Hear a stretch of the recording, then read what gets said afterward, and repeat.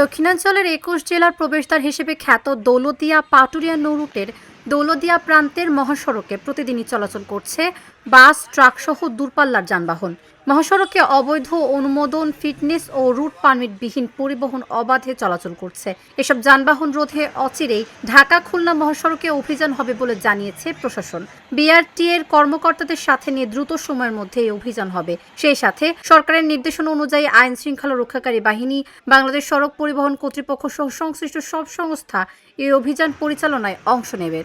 প্রধানমন্ত্রী যে ঘোষণা দিচ্ছে এটার পক্ষে আমরা আপনার কাগজ কমপ্লিট নিয়ে আমরা ড্রাইভাররা গাড়ি রাস্তা চালাবো। যেখানে কোম্পানি গাড়ি নামাবে, ফিটনেস থাকবে, ব্লুবক থাকবে, তার রোড পারমিট থাকবে, আমাদের লাইসেন্সও কমপ্লিট থাকবে। আমরা যাতে সম্পূর্ণ আবার আমাদের প্রশাসন করতেই পারে। আমরা চাই এগুলো সবারই আপডেট থাক, আমরা সবাই ভালো থাকি। প্রতিষ্ঠান আমরা সবসময় চেষ্টা করি যাত্রীরা যেন নির্বিঘ্নে পারাপার হতে পারে। আমাদের গাড়ির ব্যাপারে যে গাড়িগুলো ফিটনেসবিহীন গাড়িগুলো আছে সেই ব্যাপারে আসলে আমাদের সরাসরিভাবে ধরার কোনো উপায় নেই।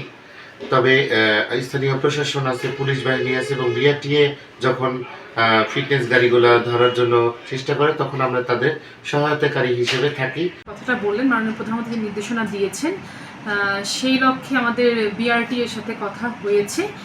তারা আসলে ফিটনেসবিহীনের যে বিষয়টা এসেছে, ফিটনেসবিহীন কিন্তু নিশ্চিত করবে তারা, গাড়ির ফিটনেস আছে কি নাই আমরা ওভারঅল বাইরে থেকে দেখে কিন্তু বুঝতে পারবো না। আপনার কোনো জরাজীর্ণ থাকলে হয়তো আপনি মনে করতে পারেন, কিন্তু এটা সার্টিফাইড করবে হচ্ছে বিআরটিএ। তো সংশ্লিষ্ট ডিপার্টমেন্ট আসলে আমরা তাদের নিয়ে আমরা মোবাইল কোড করার আমাদের পরিকল্পনা রয়েছে।